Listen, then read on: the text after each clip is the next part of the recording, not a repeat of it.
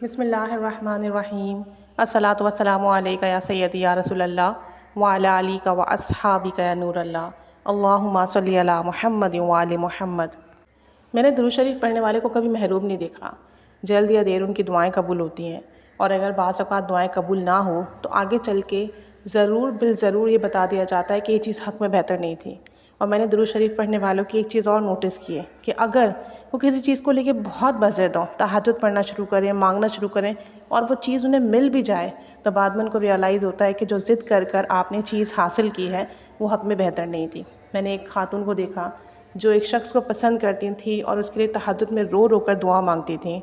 اور خاندانی اختلافات تھے، شادی بہت مشکل سے ہوئی، لیکن شادی کے بعد وہ خوش نہیں تھی، ایون کہ وہ اتنا زیادہ ڈپریشن میں چلی گئی تھی کہ بعد میں ان کی ڈیورس ہوئی۔ اور انہوں نے اس بات کو ریئلائز کیا کہ ہمیں ایک چیز کے لیے ضد نہیں باندھنی چاہیے، ہمیں اگر کچھ چاہیے تو ہمیں اللہ تعالیٰ سے رو رو کر دعا تو کرنی چاہیے، لیکن ساتھ میں اپنے حق میں بہتری کی دعا مانگنی چاہیے کہ ہمیں وہ ملے جو ہماری آنے والی زندگی کو بہتر اور خوشحال بنائے، نہ کہ ہماری خواہشات، ہماری دعائیں ہمارے لیے آزمائش بنیں۔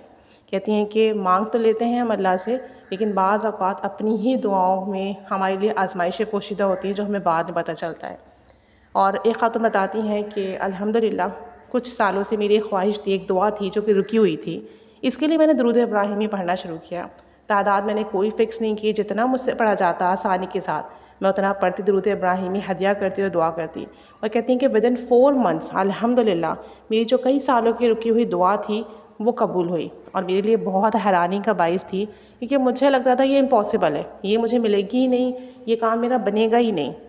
لیکن رب کریم نے خیر و عافیت کے ساتھ، برکت کے ساتھ مجھے وہ چیز عطا فرمائی۔ کہتی ہیں اس کے بعد درود ابراہیمی پہ میرا ایسا یقین بنا کہ میری کوئی حاجات ہوتی میں تنہائی میں بیٹھتی اور خوشی و خضوع کے ساتھ درود ابراہیمی ورد کرتی، جتنا پڑھا جاتا۔ میں نے کوئی تعداد کبھی فکس نہیں کی، بس جب تک دل سے پڑھ سکوں، محبت سے پڑھ سکوں، توجہ دھیان سے پڑھ سکوں پڑھتی، اور بعد میں ہدیہ کر کے اس کے لیے دعا کرتی۔ کہتی ہیں کہ الحمدللہ ثم الحمدللہ درود ابراہیمی پڑھ کر مانگی جانے والی دعائیں قبول ہوتی ہیں میری، اور جو مانگو ملتا ہے۔ اور بعض اوقات میں کچھ مانگ رہی ہوتی ہوں اور مجھے وہ نہیں ملتا تو میرے دل میں یہ بات ڈال دی جاتی کہ یہ آپ کے حق میں بہتر نہیں ہے، اس سے پا کر آپ خوش نہیں رہو گے، یہ چیز اگر آپ کو مل گئی تو آپ کی آزمائش میں اضافہ ہو جائے گا۔ کہتی ہیں خود ہی سے یہ خیالات میرے ذہن میں آ جاتے ہیں، جس کے بعد میں پھر اللہ تعالیٰ سے خیر و عافیت، برکت، سلامتی کی دعا کرتی ہوں کہ میرے حق میں بہتر ہو تو مجھے نہ ملے، مجھے وہ عطا فرما جس میں راضی رہوں۔ کہتی ہیں کہ الحمدللہ ثم الحمدللہ درود ابراہیمی کی جتنی ویڈیوز دیکھتی ہوں میری موٹیویشن میں اضافہ ہوتا ہے،